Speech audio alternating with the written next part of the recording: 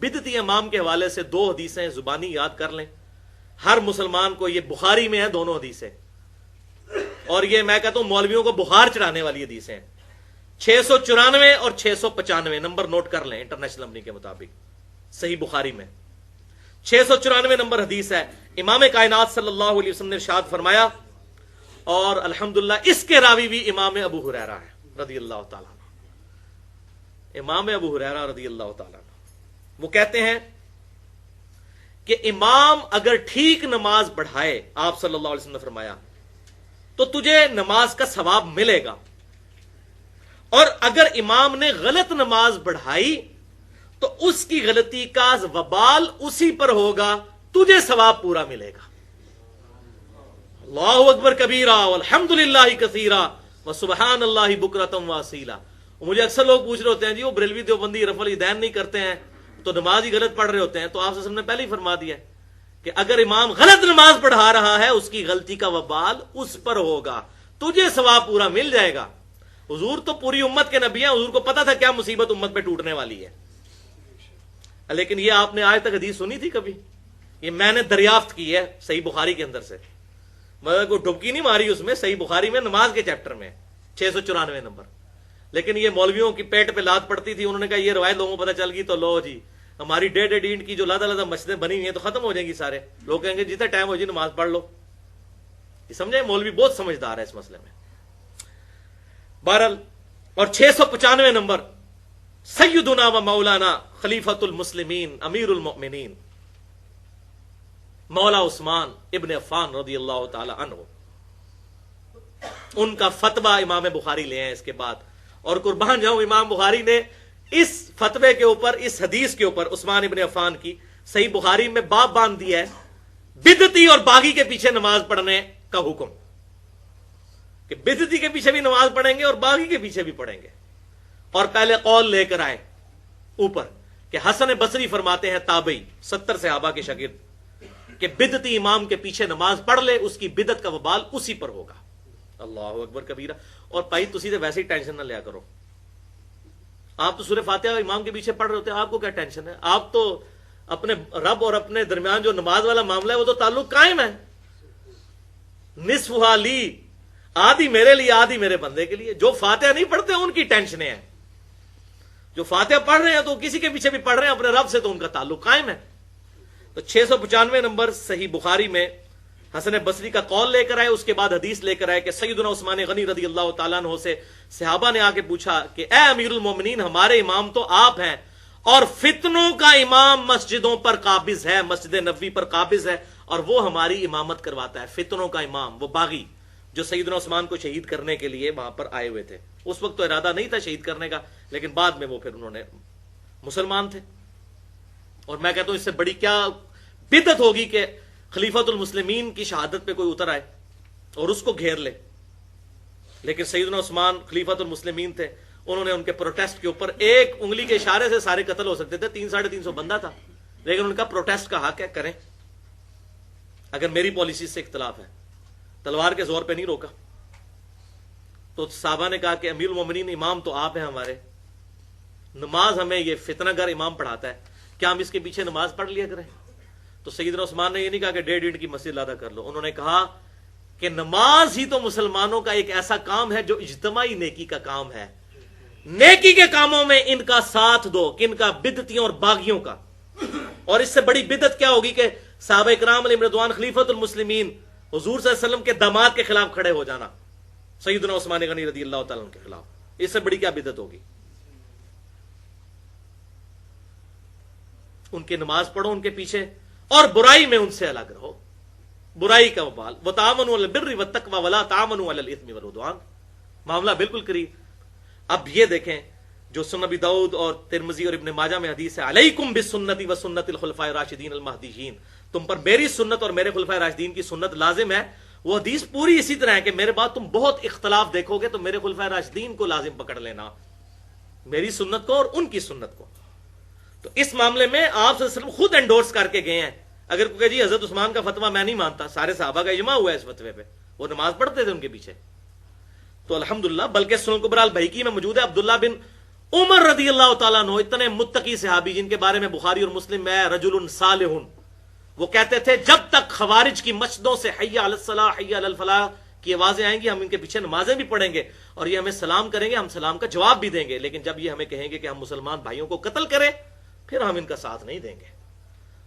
تو عبداللہ بن عمر خوارج کے پیچھے بھی نماز پڑھ لیتے تھے اور خوارج صحابہ کو کافر کہتے تھے، مولا علی کو کافر کہتے تھے خوارج، نعوذ باللہ من ذالک، اور مولا علی نے ان کے جنازے بھی پڑھائے ہیں، ان کو مسلمان ٹریٹ کیا، کہا بھائی تھے میرے بگوڑے ہو گئے۔ یہ ہے فتنوں کا دروازہ اور فتویٰ کا اور کفریہ اور یہ اس طرح کی تکفیری سوچ کو ختم کرنا خلفائے راشدین کا، الحمدللہ۔ بہرحال اس حوالے سے میری گفتگو ہے مسئلہ نمبر 75B، بدعت سے متعلق 5 اشکالات کا تحقیقی جائزہ اور بدعتی امام کے پیچھے نماز کا مسئلہ، اس میں نے ڈیٹیل کے ساتھ یہ بات الحمدللہ بیان کی ہے۔ پڑھ لیجئے۔ اللہم صلی علی محمد وعلی آل محمد کما صلیت علی ابراہیم وعلی آل ابراہیم انک حمید مجید، اللہم بارک علی محمد وعلی آل محمد کما بارکت علی ابراہیم وعلی آل ابراہیم انک حمید مجید۔ بھائیو، بدعتی امام کے پیچھے نماز پڑھنے کے متعلق اپروپریٹ ایٹیچیوڈ کیا ہونا چاہیے، متوازن رویہ کیا ہونا چاہیے؟ اس ٹاپک کو اگر ہر اینگل سے ڈسکس کیا جائے تو گھنٹوں ریکوائرڈ ہے، گھنٹوں، لیکن انشاءاللہ میں اللہ کی مدد سے مختصر وقت کے اندر ایسی گفتگو اس ٹاپک پہ کروں گا جو ایک انٹلیکچوئل کو بھی سمجھ آ جائے اور ایک عام آدمی کو، ایک ڈاکٹر اور انجینئر کو بھی اور ایک موچی کو بھی اور ایک ریڈی بان کو بھی انشاءاللہ تعالی۔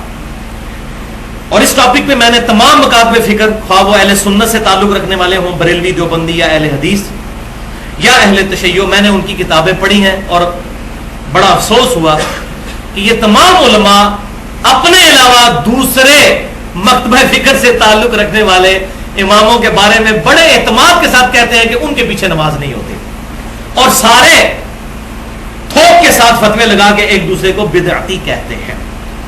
تو لہٰذا ان کتابوں کا کیا رزلٹ نکلے گا وہ آپ پھر خود سمجھ سکتے ہیں۔ جس کی کتاب تو وہ پھر یہی ہے کہ اگر میرے امی ابو قادیانی ہوتے تو میں قادیانی ہوتا، تو وہ تحقیق تو پھر کسی نے نہیں کرنی، حق بات کو تلاش کرنے کی، معاذ اللہ استغفر اللہ۔ تو حق بات کو تلاش کرنے کے لیے ہر بندے کی بات، ہر مکتبہ فکر کی سننی چاہیے، اور میں نے یہی کیا کہ علماء سے بحثیں بھی کی، ان کی کتابیں بھی پڑھی، اور الحمدللہ یہ جو دلائل میں نے جب رکھے تو بڑے بڑے علماء، میں ان کا نام نہیں لیتا تاکہ یہ نہ ہو کہ فلاں عالم کی گستاخی کر دی، ان دلائل کے سامنے وہ لاجواب ہیں۔ ہٹ درمی کریں وہ علیحدہ بات ہے، لیکن اگر یہ ٹی وی پہ میری گفتگو ان علماء کے ساتھ چلا دی جائے پبلکلی لائیو، تو عوام کو پتہ چل جائے گا کہ ان مولویوں کے پاس کوئی چیز نہیں ہے دکھانے کو جو انہوں نے اپنے نقطہ نظر اڈاپٹ کیا ہوا ہے۔ تو پہلی کیٹاگوریکل میری سٹیٹمنٹ، حیران کن سٹیٹمنٹ، میں چیلنج کرتا ہوں اہل سنت کہلوانے والے تینوں گروہ، بریلوی، دیوبندی اور اہل حدیث کو اور اہل تشیع کو، کہ اپنے ذخیرے احادیث میں سے ایک حدیث، 2 نہیں 10 نہیں، ایک حدیث ایسی دکھا دے جو اصول محدثین پر صحیح ہو کہ نبی صلی اللہ علیہ وسلم نے اس مسئلے میں کوئی بات ارشاد فرمائی ہو کہ فلاں کے پیچھے نماز ہوتی ہے اور فلاں کے پیچھے نہیں ہوتی۔ چیلنج، بلکہ نبی صلی اللہ علیہ وسلم کے ریفرنس سے تو میں اس سے بھی ایک سٹیپ آگے جاتا ہوں، ضعیف حدیث دکھا دیں۔ اللہ اکبر، کتنا بڑا چیلنج ہے۔ آپ صلی اللہ علیہ وسلم کے ریفرنس سے ضعیف روایت بھی کوئی، ایک حدیث کی غلط انٹرپریٹیشن کی، وہ ہے سنن ابی داؤد کی 481 نمبر حدیث انٹرنیشنل نمبرنگ کے مطابق، کہ ایک صحابی نے نبی صلی اللہ علیہ وسلم کے سامنے خانہ کعبہ شریف کی طرف منہ کر کے تھوک دیا۔ یہ حدیث بخاری اور مسلم میں بھی موجود ہے، اس میں یہ الفاظ ہے کہ آپ صلی اللہ علیہ وسلم نے اپنے مبارک ہاتھوں سے اس تھوک کو صاف کیا اور فرمایا کہ جب نماز کے لیے کھڑے ہوتے ہو تمہارا رب تمہارے سامنے ہوتا ہے، یوں نہ تھوکا کرو۔ اور ابو داؤد میں آگے الفاظ ہے کہ آپ صلی اللہ علیہ وسلم نے اس کو امامت سے اتروا دیا اور کہا کہ یہ تمہاری امامت کروانے لگے تو اس کو میری طرف سے کہہ دو کہ تم نے امامت نہیں کروانی۔ اور جب وہ امامت کے لیے اگلی نماز میں آیا تو صحابہ نے اس کو پیچھے کر دیا اور کہا کہ نبی صلی اللہ علیہ وسلم نے منع کیا ہے۔ اور راوی کہتے ہیں شاید آپ نے یہ بات بھی ارشاد فرمائی تھی کہ تم نے اللہ اور اس کے رسول کو تکلیف دی ہے۔ تو کہتے ہیں کہ دیکھیں، جس نے خانہ کعبے کی طرف تھوک دیا وہ امامت سے اتار دیا گیا، تو بدعتی بھی امامت سے اتارا جانا چاہیے۔ اب یہ دیکھیں کتنی دور کا اجتہاد کیا.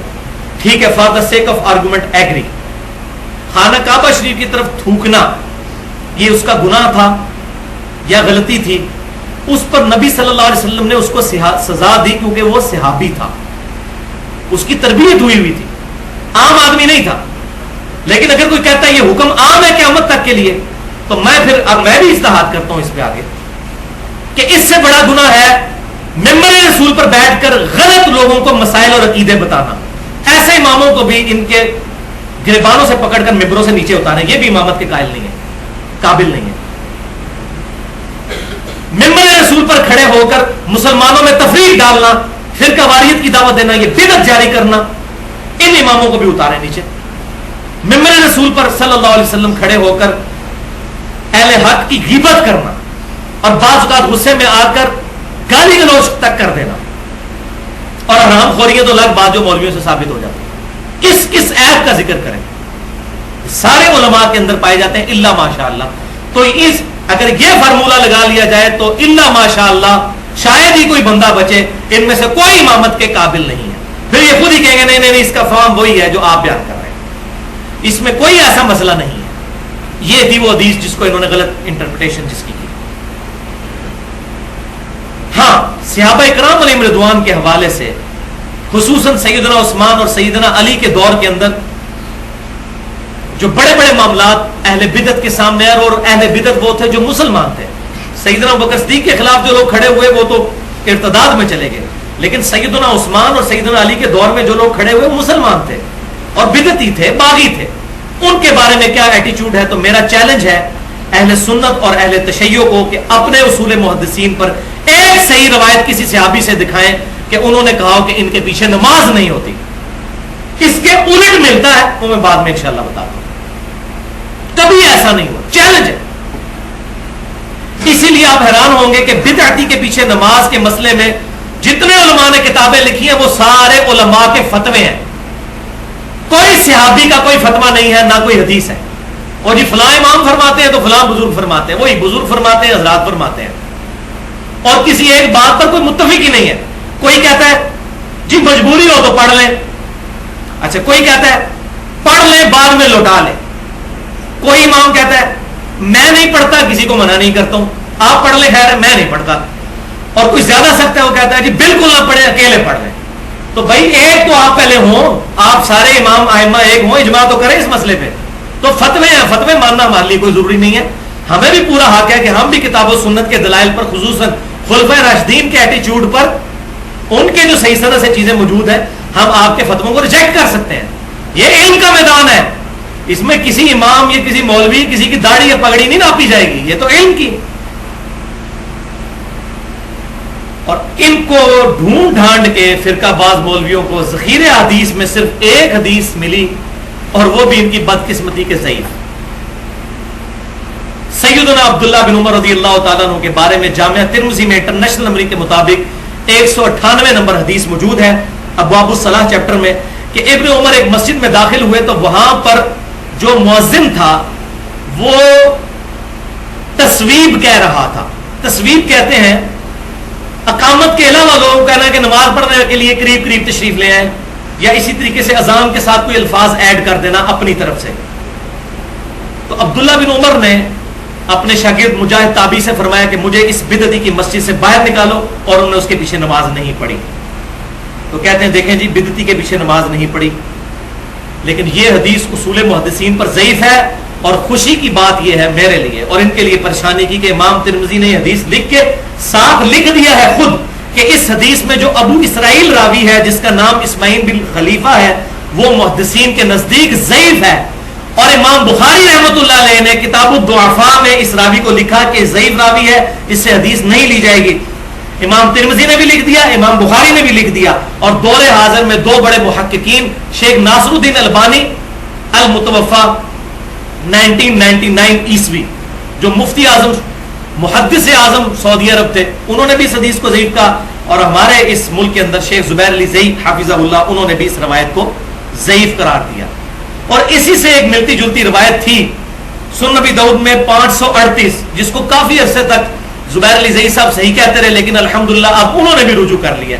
اسی روایت پہ انہوں نے بدعتی کے پیچھے نماز والے مسئلے والی کتاب لکھی تھی، لیکن یہ روایت اب فارغ ہو چکی ہے. اور اس روایت کے اندر ابو یحییٰ ضعیف راوی ہے، جس کو احمد بن حنبل رحمۃ اللہ علیہ کہتے ہیں، اس سے حدیث نہیں لی جائے گی. باقی محدثین نے بھی اس پر جو ہے وہ سخت کلمات بولے ہیں، لہذا اس کے علاوہ کوئی ایک روایت بھی موجود نہیں. اب آ جائیے جناب اس سائملٹینیس کنٹراسٹ کی طرف کہ حیران کن بات ہے کہ بدعتی کے پیچھے نماز والے مسئلے میں جتنے لوگ کتابیں لکھتے ہیں، اب یہ بات بڑی میں کڑوی بولنے لگا ہوں، جتنے لوگوں نے کتابیں لکھی ہیں یہ 2 حدیثیں انہوں نے پبلک کو نہیں بتائی، یہ حدیث ڈسکس ہی نہیں کی. دیکھیں نا ایمانداری کا تقاضا ہے، میں نے دیکھے ان کے تمام دلائل ڈسکس کیے ہیں، یہ 2 حدیثیں وہ چھپاتے ہیں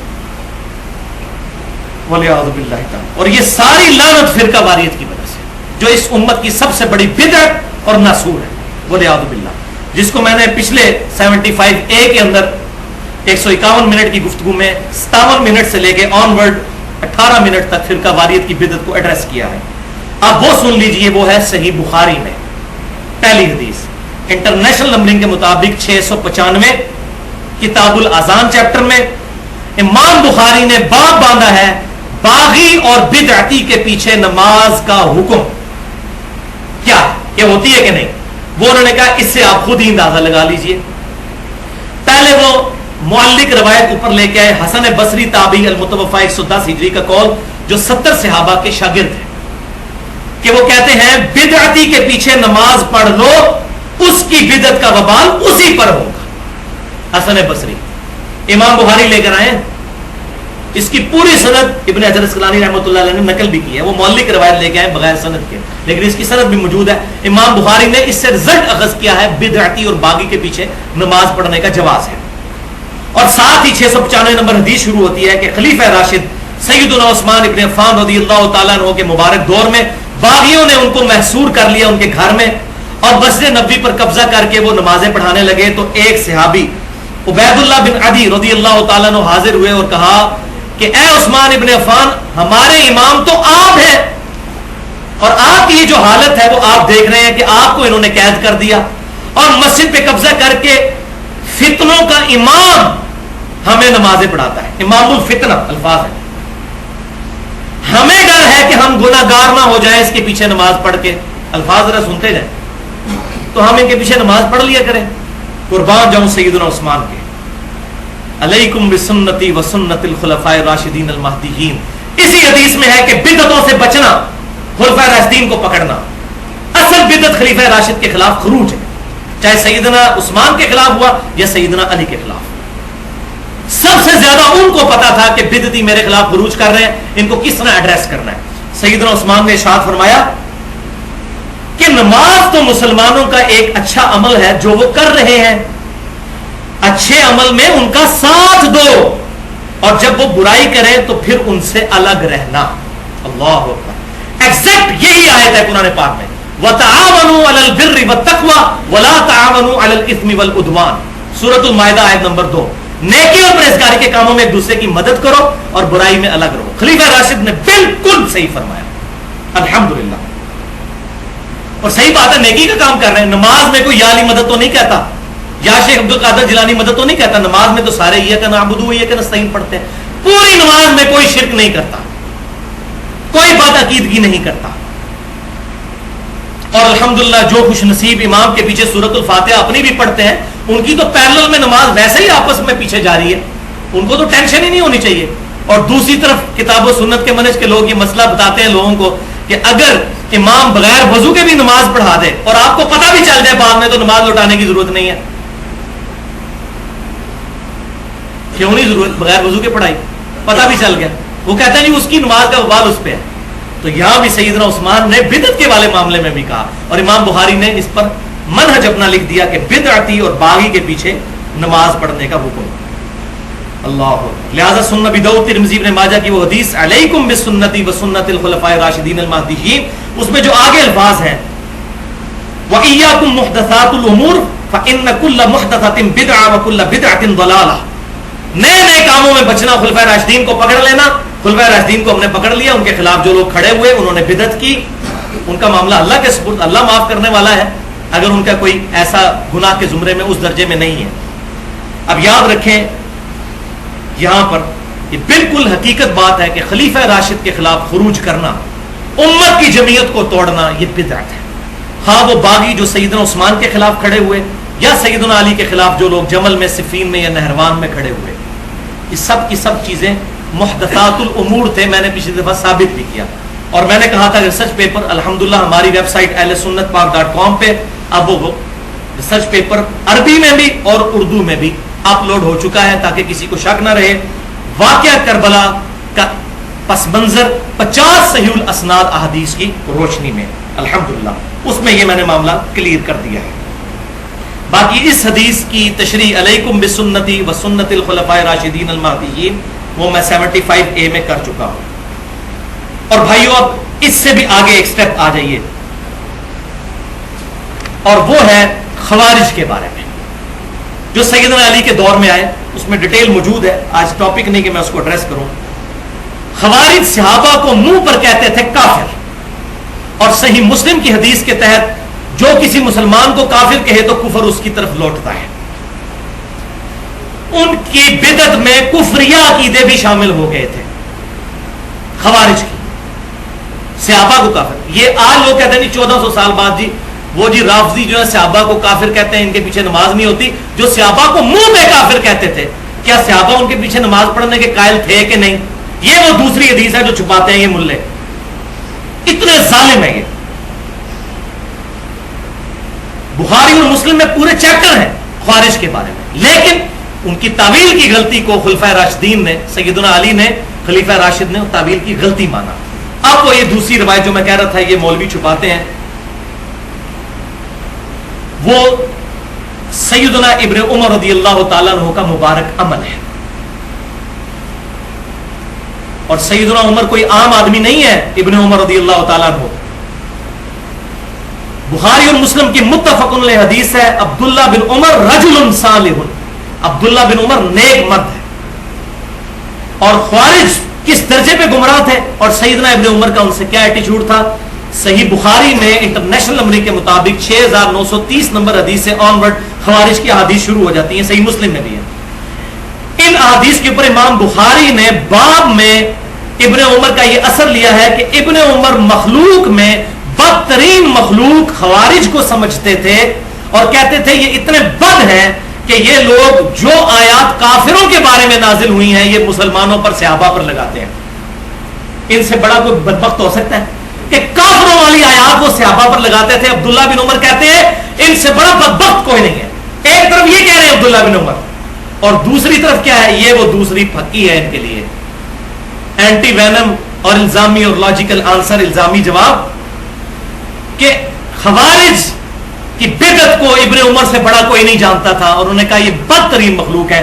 لیکن سنن الکبری البہقی میں صحیح سند کے ساتھ جلد 3 اور صفحہ 122 پہ، اور اس کو تمام محدثین اصول محدثین پر صحیح سمجھتے ہیں.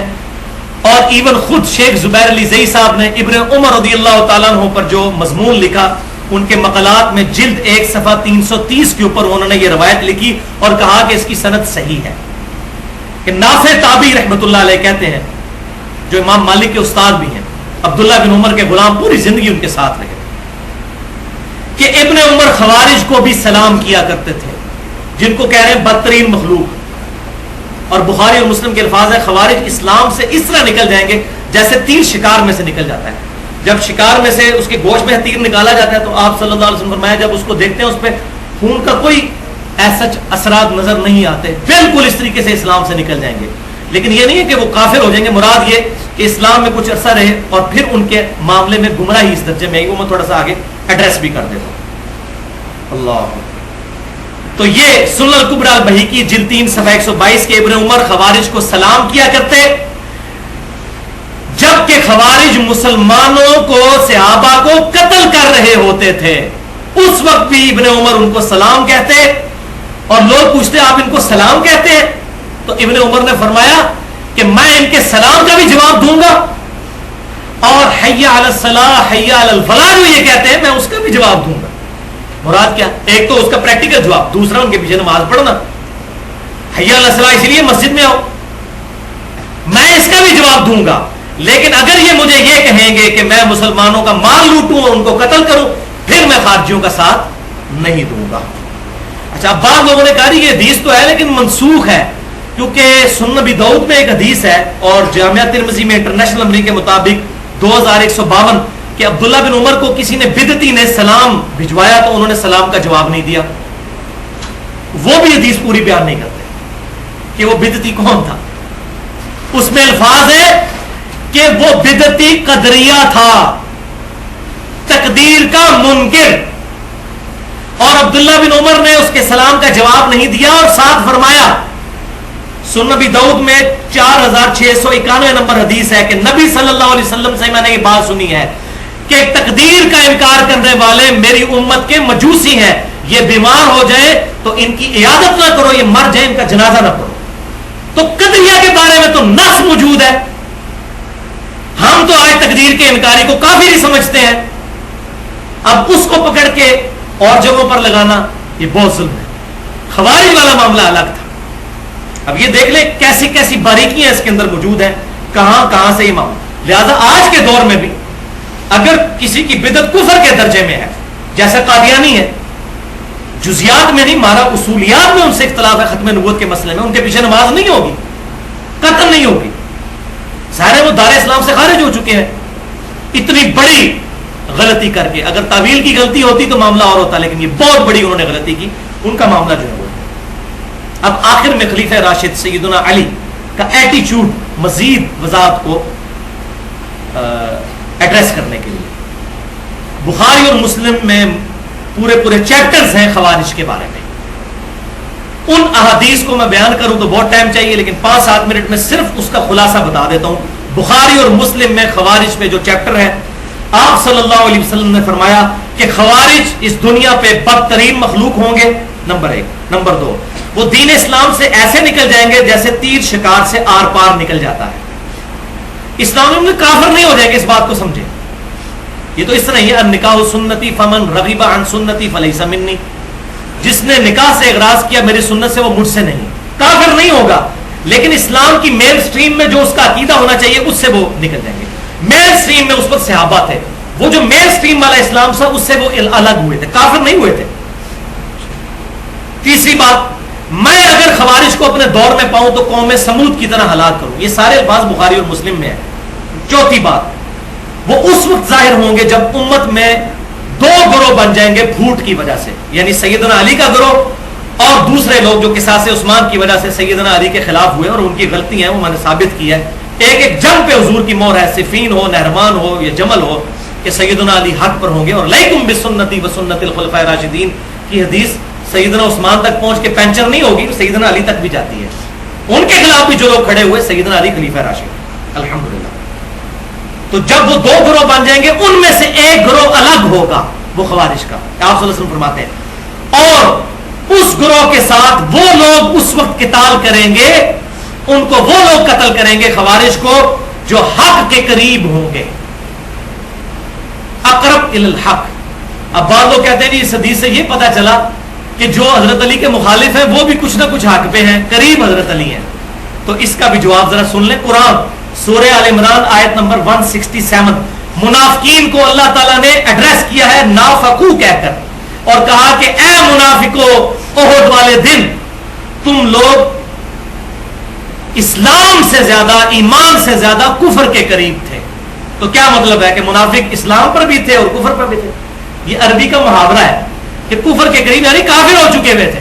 لہذا یہ جو سیدنا علی کے بارے میں اقرب الی الحق، مراد یہ حق ان کے ساتھ، حق ان کے قریب، وہ حق کے قریب. اور 5ویں بات، ابو سعید خدری کہتے ہیں اللہ کی قسم ان لوگوں کے ساتھ قتال مولا علی نے کیا اور ہم نہروان کے مقام پر مولا علی کے ساتھ تھے. مولا کا مطلب دلی محبوب، جگری یار. من کنت مولا فہذا علی مولا، حدیث متواتر ہے، اس میں کئی دفعہ ایڈریس کر چکا ہوں. لہذا اہل سنت اور اہل تشیع کی تمام کتابیں اٹھا کر دیکھیں کہ سیدنا علی کا ایٹیچیوڈ ان خوارج کے ساتھ کیا رہا جن کے بارے میں اتنے سخت الفاظ تھے.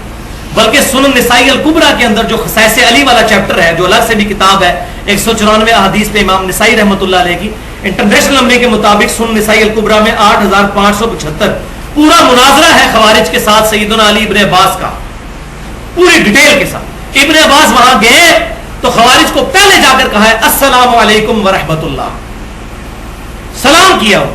حالانکہ وہ کہتے تھے صحابہ کو کافر، مولا علی کو کافر کہتے تھے، لیکن انہوں نے ابن عباس نے ان کو کہا السلام علیکم ورحمۃ اللہ.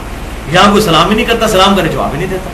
اس قدر سختیاں ان مولویوں نے امت کے اندر پھیلا دی ہیں، اور پوری ڈیٹیل ہے اس کے اندر. سیدنا علی نے پھر جب قتل ہوا، وہ قتل ہو گئے خوارج، سیدنا علی کو اللہ تعالیٰ نے فتح دی. سیدنا علی رضی اللہ تعالیٰ عنہ نے ان کے جنازے خود پڑھائے، اور ساتھیوں نے کہا یہ تو آپ کو کافر کہتے تھے. انہوں نے کہا میں ان کو کافر نہیں سمجھتا، ان کو تعویل کی غلطی لگی تھی کہ ہمارے بھائی تھے بھگوڑے ہو گئے. اور جب جنازے ان کے پڑھائے تو کیا کافروں کے لیے دعا، قرآن میں تو منع ہے کافر کے لیے دعا کرنا. تو مسلمان سیدنا علی ان کو سمجھتے تھے، اللہم اغفر لحینا و میتنا، ان کے لیے دعا نہیں کی.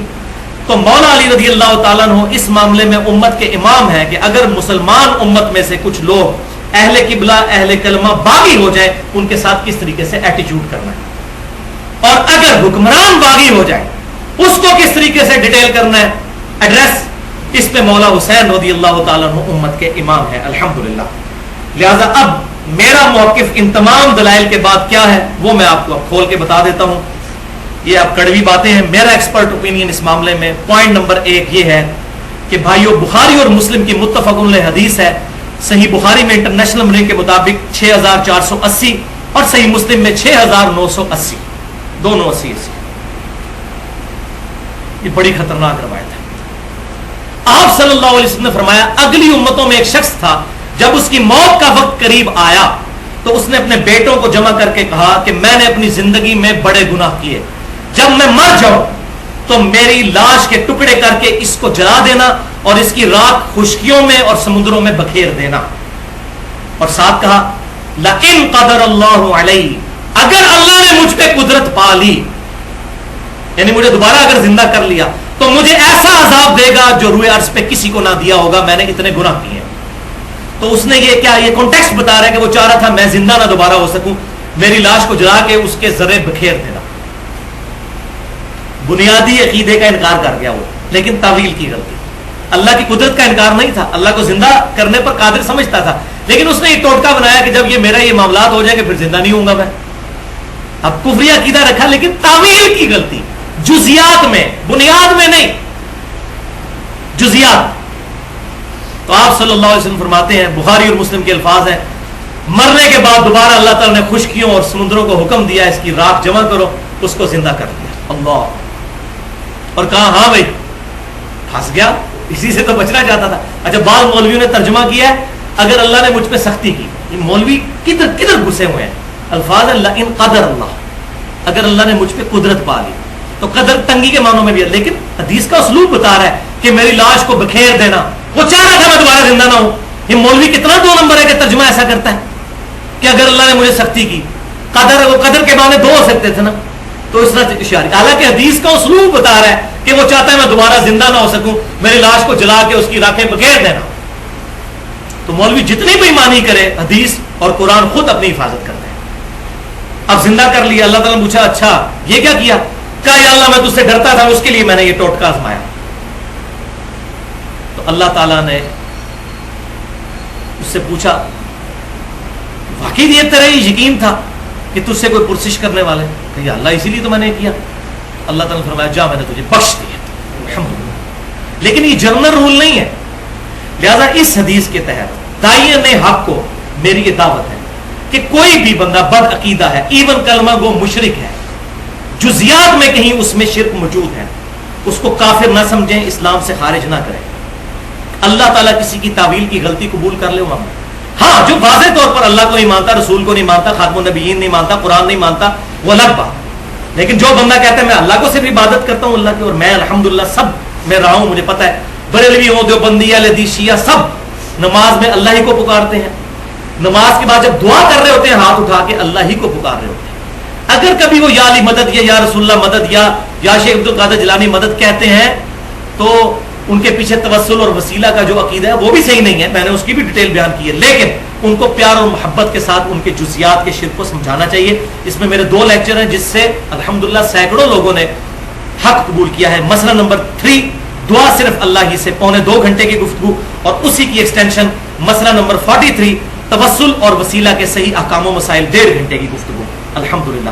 لہذا جزیات میں جو معاملہ ہے اس میں ٹالریٹ کریں, لیکن اس کو رول نہیں کہ ہم لوگوں کو اجازت دیں کہ آپ یا علی مدد کو, معاذ اللہ, اللہ چاہے تو پکڑ بھی سکتا ہے, اللہ تعالیٰ کو کوئی روکنے والا نہیں, وَلِعَوْذُ بِاللَّهِ تعالی.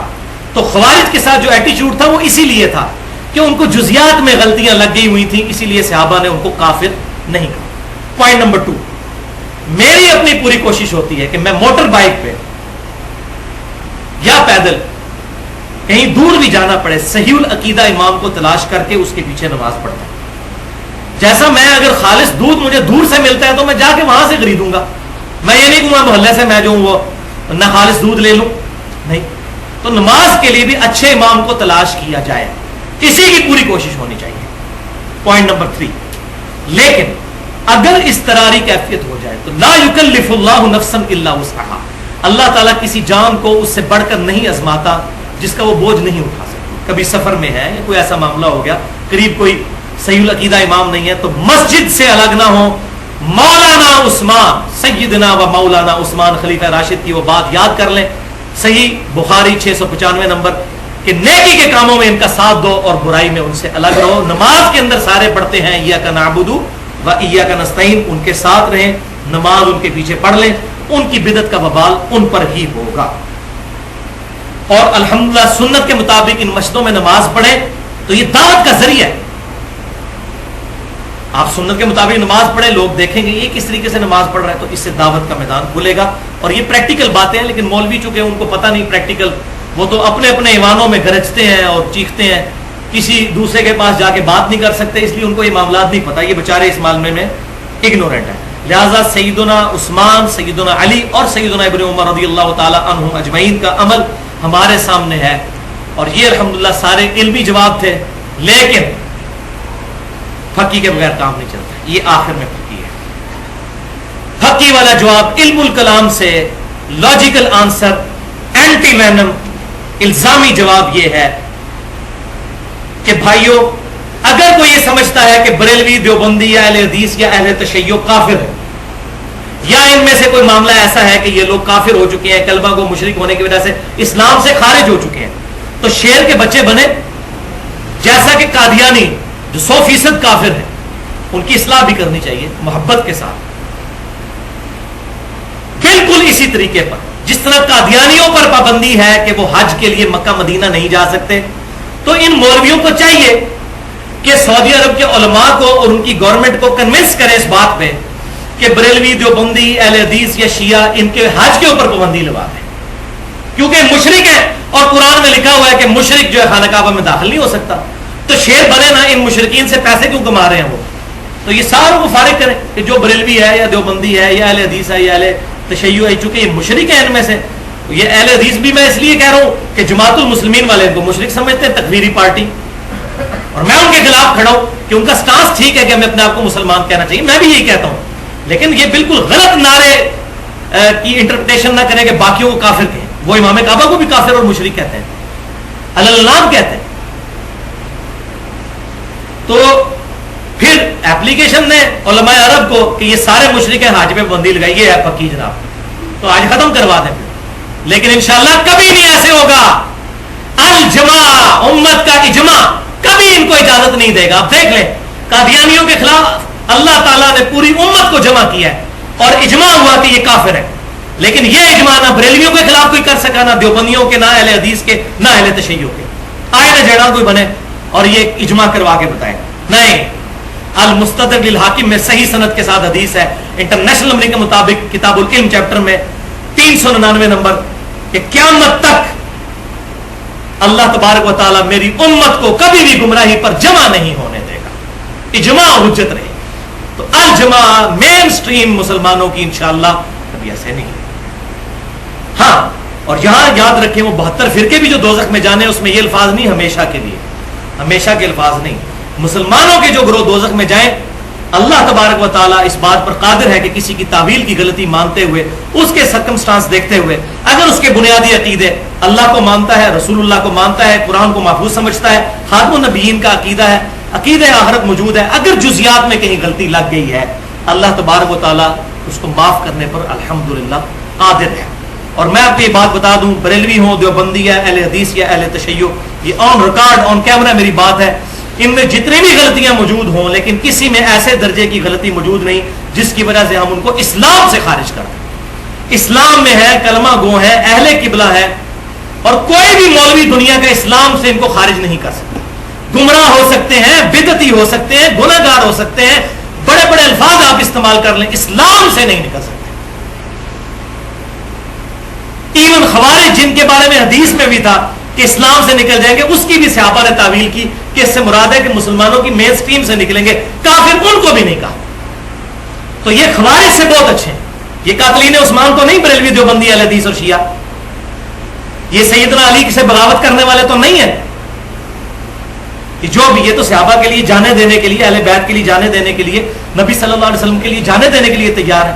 پھر یہ کہنا کہ جی وہ جو مشرکین مکہ تھے یہ ان سے بھی بہتر ہے، کیوں؟ مشرکین مکہ رسول اللہ کو کذاب، جادوگر اور دیوانہ کہتے تھے، اور ہمارے پاکستان، انڈیا، بنگلہ دیش میں بریلوی دیوبندی اہل حدیث اور شیعہ حضور کے ایک بار مبارک کی حرمت کے لیے اپنی جان لٹانے کے لیے تیار ہے۔ یہ کیسے ان کے برابر ہو سکتے ہیں؟ یہ مولویوں کی دو نمبری ہے، اور انشاءاللہ تعالی اللہ تعالیٰ ان کو سزا دے گا، یہ جو امت کے اندر فرقہ واریت کی لعنت عام کی۔ اللہ تعالیٰ سے دعا ہے جو حق بات میں نے کہی اللہ تعالیٰ ہمارے دلوں میں راسخ فرمائے، اگر جذبات میں میرے منہ سے کوئی غلط بات نکل گئی اللہ تعالیٰ ہمارے دلوں سے معاف کر دے اور معاف فرما دے۔ سبحانک اللہم و بحمدک، اشہد ان لا الہ الا انت، استغفرک و اتوب الیک، وما علینا الا البلاغ المبین۔ جزاکم اللہ خیر۔